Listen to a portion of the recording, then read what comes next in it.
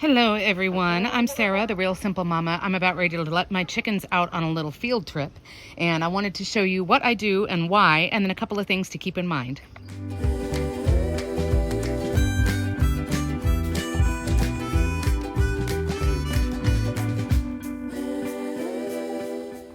Welcome back to the channel. It's kind of chilly and it's overcast and it's kind of gross, and I'm going to let the girls out into the yard for a little while. And this is what I mean by doing a field trip, and I'll try to keep this video pretty quick. On a field trip, I'm letting them out of their regular chicken run. So if we're talking about like the definitions of things, this is the chicken coop, right? This is the chicken run, which is another space that is predator proof. It is secure. As I pan around a little bit more, I don't know how well you can see, I have bird netting. We have the predator proofing around the edges. When I let the chickens out of their run, they are now just in my backyard. So they are not protected from predators anymore. Why do I choose to do this? I choose to do this because number one, I have the space. I have grass out there for them. It's a different environment for them. So there's the physical, like the literal, it's giving them more varied diet than if they're just in here. Where's Lacey? You guys ready to go out? Come on, chick, chick, chick, chick. The second thing is that it's just good for them mentally to be stimulated. I know that sounds ridiculous, and some people are like, well, they're just chickens, it doesn't matter. But if you're trying to prevent bullying or feather picking or all of these other cannibalistic behaviors, because chickens are carnivorous and they'll go after each other, it's a good way to just change up the pace. Come on, let's go. Tick, tick, tick, tick, tick, tick, tick, tick, tick, tick. And I am their rooster. You can see that video here in a second, so they will follow me. Come on. Tick, tick, tick, tick, tick, tick, tick, tick. Especially Lenore. Come on. Tick, tick, tick, tick. It also, if you've got an area in my dream chicken run in our next house, when I get to build like the setup that I want, I will be able to rotate land. And people do this with a lot of different types of like, farm animals. They'll have one zone where the animals live for a while. People do this with cattle and bigger animals too. And basically let them tear up that section of land, but they've got another section of land that they rotate the herd to after so ever many months. That way the grass can grow back, the land gets a little bit of a break, the manure can break down and go into the earth and things like that. So come on, girlies. Chick, chick, chick, chick. Come on, Lacey. So it's really, really good for them. On a side note, I haven't had baby chicks for years and years. When I do get to my permanent home where I get to build the chicken coop and the chicken run of my dreams, I am going to start out with baby chicks again. I do recommend you start this with little babies as well. If you've got them in a brooder or whatever, to do little supervised field trips. It helps them start getting used to a couple of things. I want to make a few things just clear as warnings or as clarifications if you choose to do this. Certainly if you don't have the land, you don't have the time, you don't have the space, there's my finger, sorry. If you can't, don't worry about it. It's totally fine. Obviously, if you also have your chickens on like a lot of property, then you don't have to worry about it. But for me, doing the backyard chicken scene, it's good for them to just come out. They help with the grass. And it's just something that's fun for them. Now, here are the things to be aware of if you're going to do this. I personally, come on, Gracie. I personally only do this when I am either literally outside with them, like I am right now, or I'm really, really close by. Because while my chickens have this big, lovely, beautiful space, they are usually, where'd they go, Gracie? They're usually going to want to stay together and kind of help each other keep an eye out for predators. And if you haven't seen my predator video, I go into a lot more detail here. But unfortunately, if you've got chickens, if you're a chicken tender, you have to think about different kinds of predators. You have to think about aerial predators, which are the ones like falcons, hawks, at night, owls, the ones that are going to swoop down from the sky. You have to think about, during the day, you have to think about predators that are on the ground too, including stray dogs, feral cats, foxes, things like that. When they're in a secure place, you also have to think about, the ones who can dig under or crawl over or, get at them from all of these different directions. So you need to be supervising them really well. A couple of other suggestions, if you choose to do this, I would do it. Me personally, I do it in the afternoon because my chickens, I've done it enough now that they know how to get back home. They know how to get in the open gate over there where the big metal feed can is and to get back to where their coop is. They know how. But in the beginning, you're going to want to train them. And so it's good. Like for me, I let them out at about 3 o'clock, 4 o'clock in the afternoon because I know by 5:30 or 6, they're going to be wanting to get back to bed. They're going to want to, what, Gracie? They're going to want to get up and roost before it gets too dark. So if you let them out at 10 o'clock in the morning, you may be chasing them around for a while because they're not going to want to go back to bed yet. Does that make sense? So if you're just trying this out, I would literally let them out at like 4 or 4:30. Think about when it gets dark, where you are, and what time of year it is. But that way you can do just a short field trip at first. The other thing is, and I don't want to pan around too much because I don't like you guys getting nauseous, but I have different zones all over the yard where the chickens can run for cover. And again, my chickens are familiar with this now. They know the different zones of the yard. Up in the center of your shot right now, that's my huge ridiculous monster fig tree. That greenhouse over there is open. They go all over the porch. They know where that is. I've got the furniture for them to hide under. There's a huge trampoline on the right side of your shot. So as I pan back around, the chickens have these different places where they can kind of run and hide. It's kind of like if you're yelling for like a timeout or whatever when you're playing tag.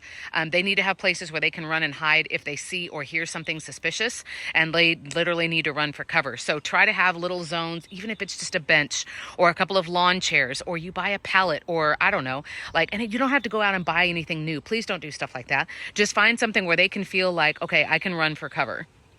The other thing is, especially if it's really hot, make sure that your chickens have additional sources of water out here. I'm not bothering with it right now because it's 60 degrees. And my chickens, thanks Lenore for doing that on camera in front of the internet, but that they're familiar enough with the zone, and they have multiple water sources right over there that I see them and they'll kind of meander back over there and get some water and then come back. But if they're new, I would make some really big, obvious water sources as well. Food, obviously, chickens are grazers, they're snackers, so they're going to be eating all the time. But just keep that in mind. A couple of final considerations really quick if you choose to try this out. Anywhere chickens can go, they're going to do what they're doing right now. They're digging. They're not meaning to destroy your plants. They're looking for bugs and they're looking for grit. And on that note, grit is sorry about the dogs. Grit is any kind of small pebbles, rocks, oyster shell, anything, because they have a completely different digestive system than we do. They don't have spit and they don't have teeth. So they're swallowing bigger pieces of food, including that grit. Well, why? If you haven't looked into the chicken's digestive system, I have a video here, but basically they have a holding zone that's called the crop. And we've talked about that, right? Because there's some conditions where the crop gets jammed up, where it gets blocked. Their crop is basically like the garbage disposal that you might have in your sink. And so they use that grit to like manually churn and break up food. And then it goes into the gizzard, which is like their stomach. So they're always looking for little things like that. And then they're digging around looking for bugs. They're digging around looking for cooler earth if it's hot, because they can quickly cool their bodies down from their feet. But just be aware, 2 things if you're letting your chickens out. Number 1, anywhere they can go, you need to be okay with them tearing that up, whether that's your beautiful petunias or that's your grass or anything like that. And the other thing is they're going to poop anywhere that they are. So if you've got little children or you have an open sandbox or things like that, just know anywhere you let them go, they're going to be destroying it the chicken way. So keep that in mind.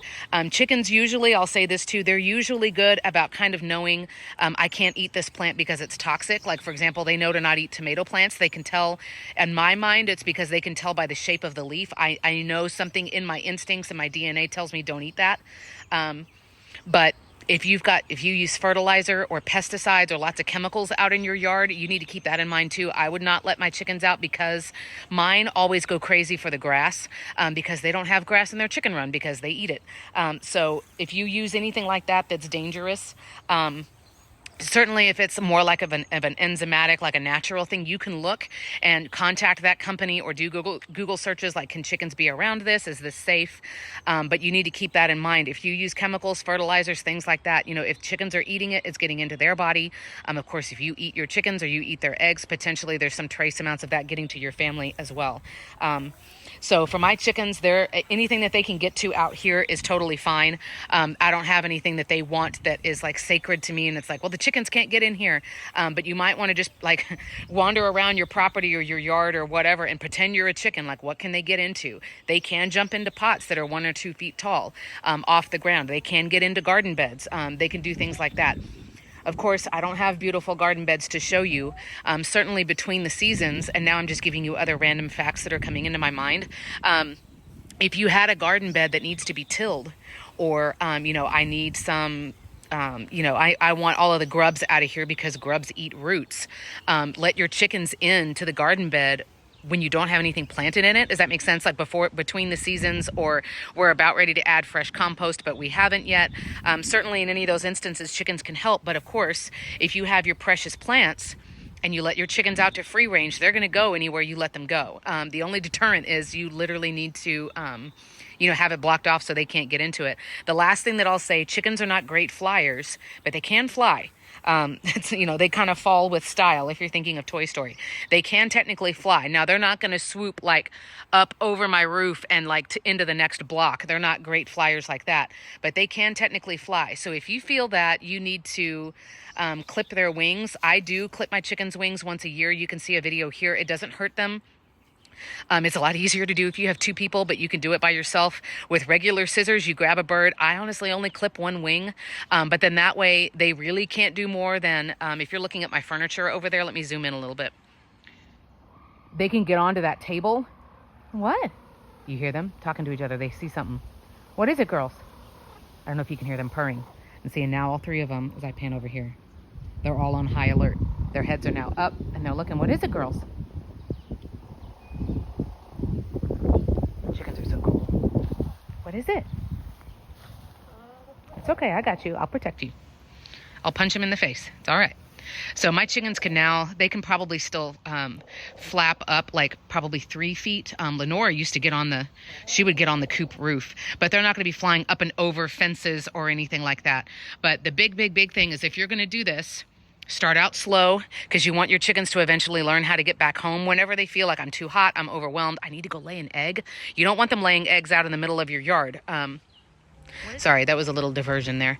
But the number one thing is to, you know, be able to keep them safe. So as you can see, this big open area where there's these big trees where, you know, we have, you know, red-shouldered hawks around here and things like that. So I stay with them. I stay close. I sit out here and I read and I do my gardening and things like that. And then start training them how to get back whenever they need to get back. But you can always, I mean, there's more diversion type stuff that you can do. You could hide treats in parts of the yard. Oh, I see it. There was a hawk that just flew into the tree over there. Good girls. You can spray down a section of yard, you know, and they'll play in it and dig in it. There's all different little fun things. You can get piles of leaves and they just go crazy for stuff like that. But it's really fun to let your chickens out if you can. It can be kind of tricky. It can be a little bit more work intensive, but let me know down in the comments, like, do you have a zone? Do you rotate areas for your chickens? Do you ever let them out? But it can be really fun. But like I said, I wanted to give you guys a few things to think about. And again, you can start on it with baby chicks as well. But make sure that you're also offering them grit and you guys keep a really close eye on them so that you can keep them safe while they're out on their little field trip. All right, that's enough for now. Let me know in the comments how you guys are doing and if you've got any chickeny questions, and I'll be back soon.